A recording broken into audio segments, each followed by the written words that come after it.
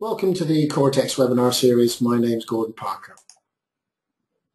These sessions are aimed at a broad range of people whose careers may be in the real estate and facilities industry, public or private sector, anywhere globally. We felt that people who come from a real estate background, who may have a specialist interest because they are managing an area responsible for facilities and real estate, may be interested. We felt that people who are from a professional background, who may have a specialist area in managing the portfolios, developing portfolios, may be interested in this webinar. And we also felt that there might be students in the real estate and facilities industry that are looking for areas of specialism to find out more knowledge as to what actually happens in practice in the industry. The sessions are in two types. There's the introductory session, such as this one, and then there is the more advanced session for professionals who are looking for specialist information.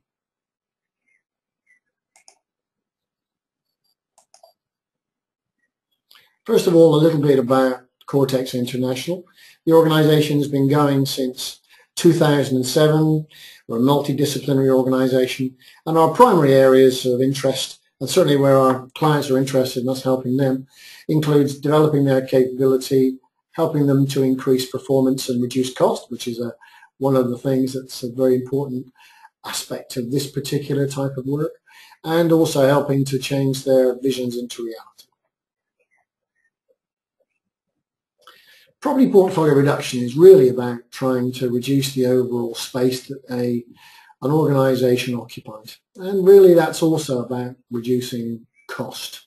So there might be some other drivers that come in, including potentially improving space efficiency, but really it's about trying to drive down the overall cost of the portfolio. Now, we mentioned primarily cost reduction, but let's be fair, there are a number of reasons that may also play politically alongside the reduction of cost when you're trying to do something as difficult as reducing the size of a portfolio. So things like having to deal with the fact that the organization is making people redundant, it might be trying to make itself smaller and reduce its overall costs to become leaner. It might well be forced to move out of one campus because the lease has come to an end, or it may well be that the organization is getting rid of part of itself through mergers and acquisitions, and in fact taking the opportunity to rationalize its portfolio because they might be acquiring another company. So in fact the organization gets bigger and then rationalize itself again to make itself more lean than it would do once it's taken on the acquisition. Also, there's the opportunity if the business is going from a high-cost area to a low-cost area. Things that have happened in recent years include moving manufacturing production from, let's say, Western Europe into Eastern Europe and in China. And as part of that, the organization may well again be trying to squeeze up the amount of portfolio that it occupies. Now, there are a number of things which enable you to reduce cost, but the primary amongst them are getting rid of buildings entirely by removing them from the portfolio, and staying at the same address but actually reducing the amount of space that you occupy at that address. Now, in that case, it might well be that you are, if you're staying at the same address, having to do something else as well, like transforming the space that you occupy to squeeze people up into less space. And there has been a lot of work done over the course of the last 10 years to look at not only squeezing people up, but also saying that there are more economic advantages to be had from refurbishing space, making space more efficient than it is by simply squeezing the desks up into a smaller space.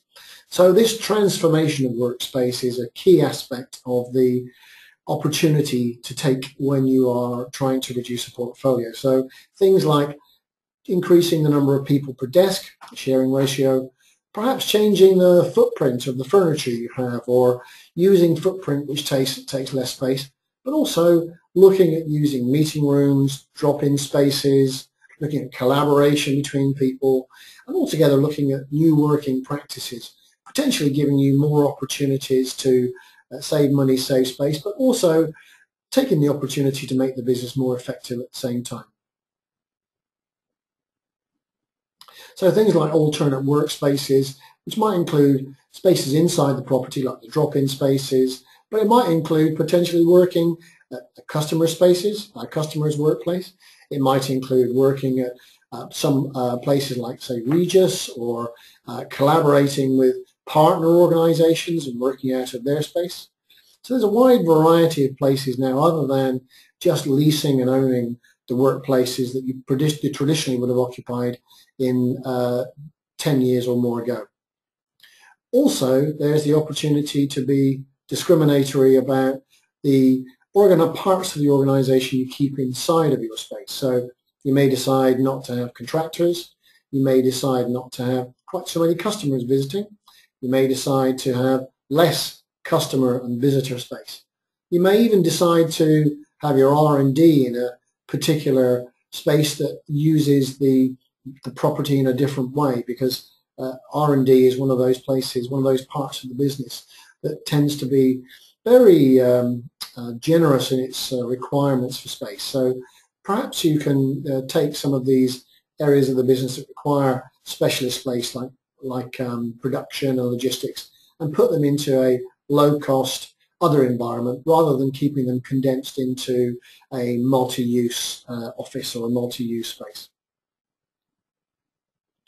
The challenges that you have from trying to squeeze up space include the fact that at the end of the day you may just go too far. So the business will not want you to inhibit its ability to trade, to do, as this strange illustration shows here, end up with people feeling too cramped. And in reality, you might actually find that showing that you have reduced space by having a minimum footprint may reduce your ability to be flexible when your organization does get bigger, when you need more project space, when you need to expand and adapt to the fact that you've just won some more business. So over shrinking your footprint may well cause you a downside. You'll also find that people are dissatisfied when you squeeze them up more closely, and overall there's a strong potential that you will reduce the productivity of the business. So there are no small number of risks that you should consider when you're looking to reduce the portfolio, and in particular all of these here, but not the least being productivity of the business as a whole.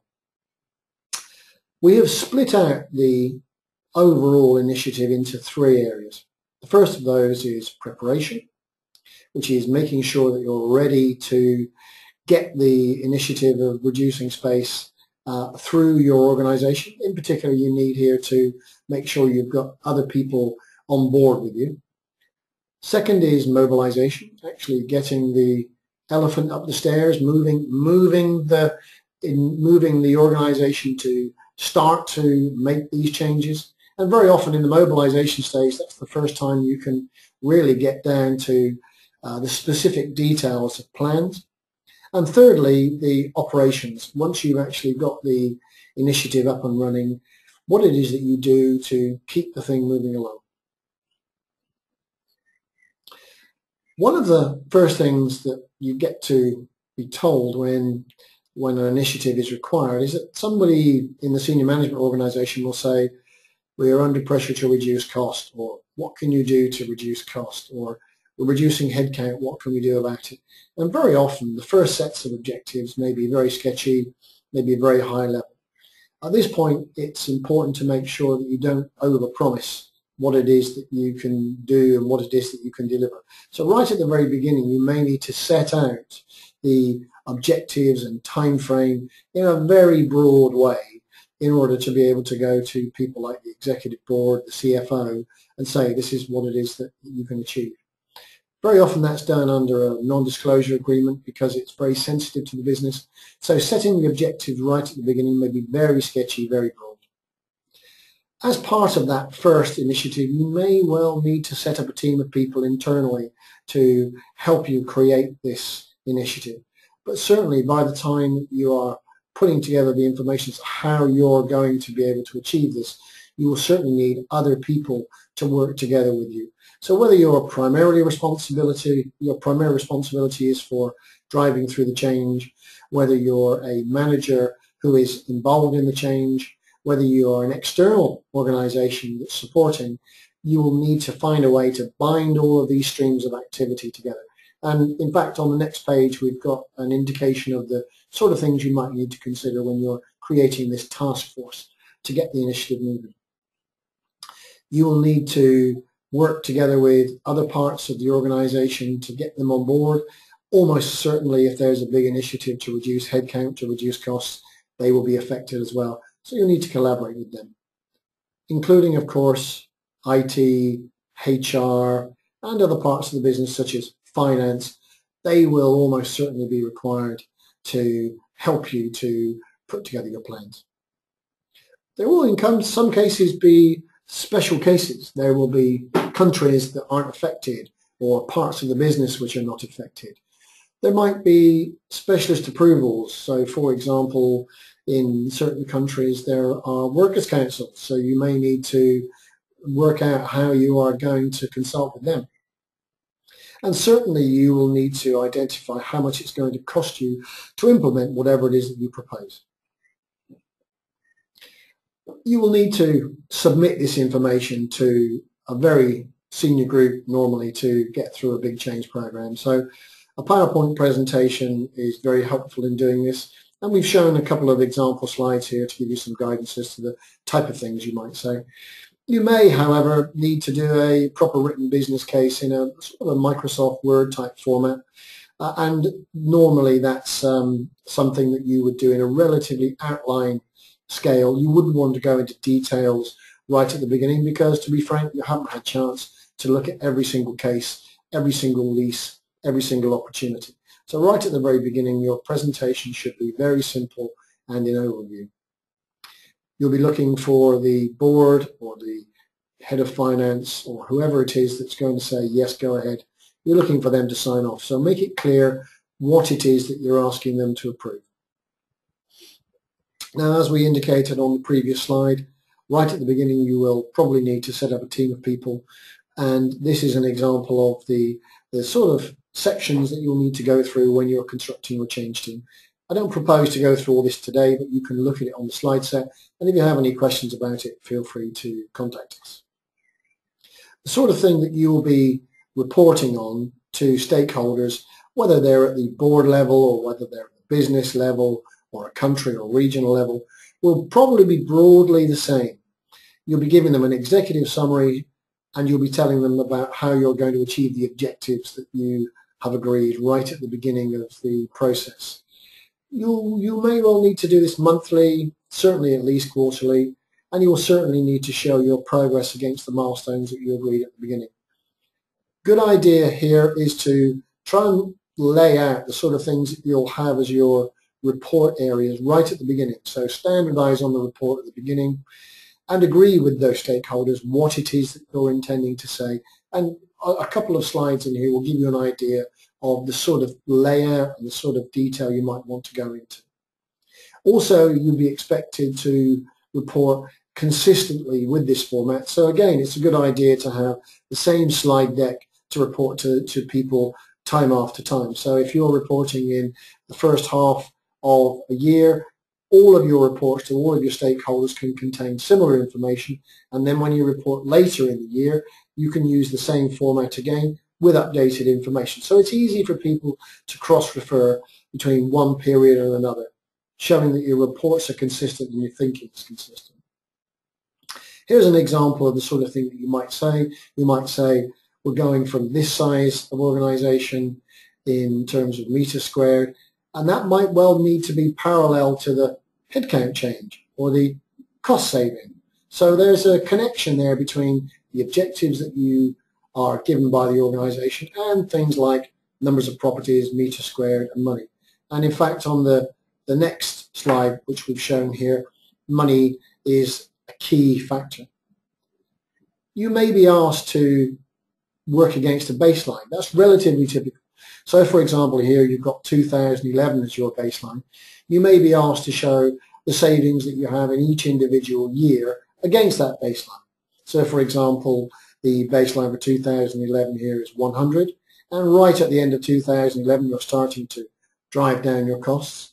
Then when you get to 2012, they may be saying, how much did you save in 2012 compared to 2011? Or people may just simply be saying, look, how much are you spending in 2011, 2013, 2014? You may also be asked to show your difference year on year. So you may have a saving, for example, here of 2012 compared to 2011. And then people will be saying, how much more have you done in that next year, 2013, compared to 2012? So you need to think about whether you're doing year to year and whether you're going to need to report overall against a baseline or both. Altogether, you should have the versatility in your reporting to report both. Here's a very simple example of an executive summary that allows you to show how well you're doing, any areas that you might need people to make decisions, what you're going to be doing next, and critical issues. Relatively simple layout. If you've got a very sophisticated, complex, multicultural, multi-continent, very complex business, it might well be you need to have one of these for each continent, each region, each campus. But the idea is to make it simple because your audience will not want you to overcomplicate whatever you report. Here's an example of an illustration which shows a starting point for a portfolio, and you can see on the right hand side these properties here are proposed to disappear and merge into this one. These properties here are proposed to disappear and merge into this one. So there's a very simple table on the right hand side that says here's where we're starting, here's where we're starting, here's where we're going to, and the overall result will be that we've got a smaller footprint going forward. And you can probably supplement this by saying that your meter squared per person or your cost per person is reducing from the current footprint to your future footprint, and the benefits that might come from that might include also savings per year in the same way that we showed on the previous slide. So we've talked about preparation right up to the point where you present to an executive group the decisions that you would want them to make, the closures you might want them to agree to in general principle, the sort of savings you might be able to make. You then need to get on with the real detailed activity of planning. Now, right at the very beginning, there are a number of things that need to be delegated to people to actually make them happen. So the leadership and management element is key here. Not only have you got to do business as usual, but you've got to make this change happen as well. So setting up work streams with people with specific responsibilities to deliver, let's say the property review, let's say the financial review, let's say engagement with stakeholders, project management of the projects themselves. All of these will require a devolvement of responsibility and may require a central governance, which we'll pick up again in a moment. You will need to communicate with the key people who are going to be involved with making this happen, and you probably want to have a launch date. You'll recall from a few minutes ago I said that very often these projects start with a non-disclosure agreement, and in fact these launch dates may be multiple. You may well need to tell one group of people one day, and then 3 months, 6 months, 9 months later you tell other people information, because very often these sorts of initiatives are very sensitive and you can only tell people so much at any one time. You'll need to go into detail on the portfolio change planning. We'll talk about that again in a moment. But you'll need to pull together all of your data for the organization and to plan out these changes.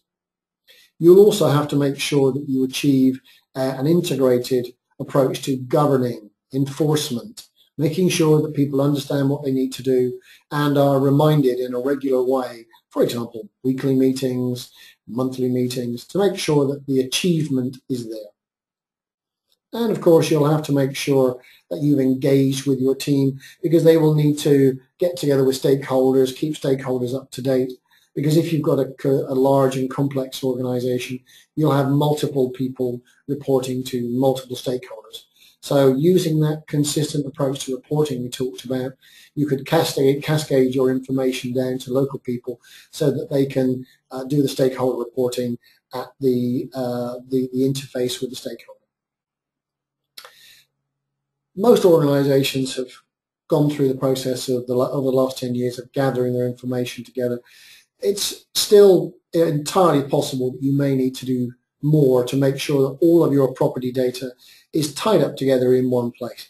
And all of this information on the right-hand side is the sort of thing you'd need to show in order to be able to do this type of exercise. Without understanding your portfolio, it's very difficult to know where your opportunities are, where you can make a difference, and how you can actually make these changes. For example, coming to the end of a lease, for example, squeezing people up into less space, giving up one floor, going into another floor, giving up one building, going into another. Without a detailed understanding of the portfolio, that's very difficult. And all of this then will allow you to go through the planning process that we so desperately need if we're going to organize this. On this sheet, I've laid out 3 key documents for you that allow you to manage the process. The first one of these is the property portfolio. It's capturing the information we showed on the previous sheet in a way that shows building by building how many meters squared you have, what the lease details are, how much cost there is in each of those properties, and at the initial stage you might want to call that the baseline. So in the case of the illustration a couple of slides before, that might be 2011. You'll also need to show when your opportunities are going to come up, your critical date schedule. So where you've got the ability to give up leased space, all of that should be laid out for all the properties that you have in your portfolio. And the third really important tool to use here is your change plans. Now you can see all of these are laid out as if they can be easily monitored on spreadsheets, and indeed they can be.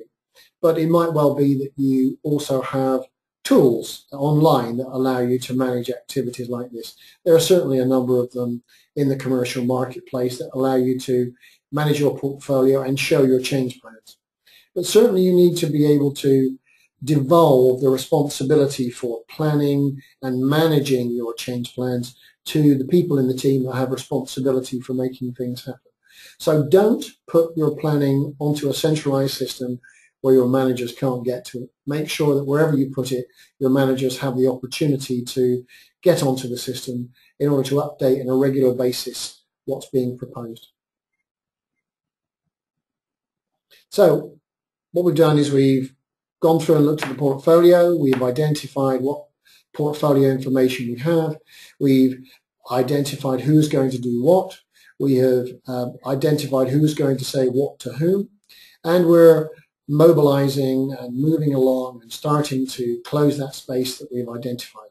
And we're then into the business as usual activity, or actually making this change happen. And we mustn't underestimate the activity here, the communication part, the communicating between your central governance team, your head of the real estate or facilities organization, and the people who are responsible for making this change happen. The decisions very often are difficult to take at local level, because if you're trying to do something you've never done before, you may well find there's a lot of escalation of decisions up to senior people and indeed to the stakeholders to say, we're going to do something we've never been able to do before because there's a difficult commercial situation. And very often you need support from the most senior managers in order to make change happen. Capture all this information on the systems that we talked about before and keep the reports up to date so that you can show your achievement. And then, of course, as you go through the process of giving up space, giving up properties, to validate the fact that these closures happen, to validate the fact that you've actually saved money. Our little change plan up here is absolutely vital for this. So although we've said there are 3 key documents, there's the planning for the portfolio as a whole, there is the change planning through the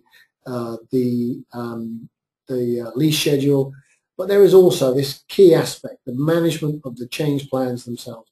That's a key aspect of the overall control. So then, these are the documents that you need. You need to have your portfolio information, your critical date schedule, your plans, and you also need to make sure you're tying back to the actual costs of the portfolio itself. How much is it costing to run each of the properties in your portfolio? If you don't, how are you going to forecast what your savings are? You then do your portfolio forecast, which is taking your current detail, how many meters squared, how many people are we going to have in each area of the property, how much cost for the whole portfolio month after month as you go through the change initiative. And then, of course, reporting your progress. One thing to mention here is that very often when you're going through the process of trying to make savings, that you have a drop at the beginning in your performance. And that very often happens because if the organization is getting smaller, for example, laying people off, reducing its size, the property portfolio quite simply can't respond fast enough to reduce space at the same speed that you can remove people. So one of the challenges here is that if you're being measured continually month or quarter after quarter from the beginning of the project, you might find from the beginning that your ratios, your key performance indicators, show you slipping. So you may well have less performance right at the beginning, the first few months of the contract. But certainly as you go through 60, 70, 80% of the initiative, you'd expect your numbers to be coming back. So you'd be expecting your meter squared per person to take a dip, but then to improve. Your cost per person will take a dip. It will cost more because you've got less people in the same space. But then as you get rid of the space, you'll expect your numbers to improve. So that's the three main stages. So the top 10 issues to watch out for when you are doing this is, first of all, build in some flexibility right at the very beginning. Don't overstate at the beginning what it is you can achieve.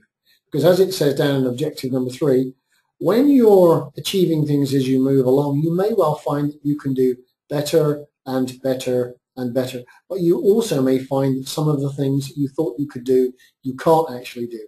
So build in at the beginning a little bit of float, some contingency. Don't promise too much. And then as you go through, monitor that as you go. Maintain regular contact with your senior stakeholders in all parts of the organization, including the executive board. If you have projects that have some challenges, may have some risks in delivery, monitor those specifically. Pick those up week after month and make sure those deliver. If you've been told that a space is closed or a property is closed, seek some validation. Rely on proof, not trust. Make sure that you are keeping your starting baseline constant so that as you go along you can show how far you've come since the beginning. Even if you're reporting year on year, show where you've come from. People expect that change will be negative. So when you're selling to stakeholders the benefits of reducing space, try and find some positives for them. For example, if you're going to change a workplace and make it more small, more dense, you may find the opportunity to put some potentially some refurbishment budget in there to make the place more flexible, more pleasant, use drop-in spaces, project spaces. There might be some opportunities in there to find some ways to make work more enjoyable, more effective for the local teams. Keep all of your initiatives simple. Don't have things unnecessarily complex. Don't use complex language, particularly when you're talking to stakeholders. Don't change what you said in the past. If you said you did something last month, keep it that way. Don't say you did something and then it turns out that you in fact made a mistake. So if you said you did it in the past, stick with it. What happens if you make a mistake? Well, first thing is find out why you made a mistake and correct it. Make sure that you do what you say you're going to do, and if you miss a date, then do the thing as quickly as possible and report that you've solved the problem. And the key point at the end here, report the rescue, not the disaster. This means that you need to be saying all the time to your stakeholders, these are the positive things which are happening, and in the event that some things go wrong, tell them what you've done to put it right. Don't be telling people that you're failing. Don't be telling people that you're having to correct what you do as you go. So I hope that you enjoyed the presentation today. You'll be able to download this straight from the website. And if you have any particular questions, please feel free to contact us through the website. If you're interested in any of the webinars, for example, these are some of the webinars coming up after today's presentation. We will be delighted to see you at those, and you need to go onto the website in order to register for those. Thank you very much for your time today. We look forward to seeing you again on another webinar soon.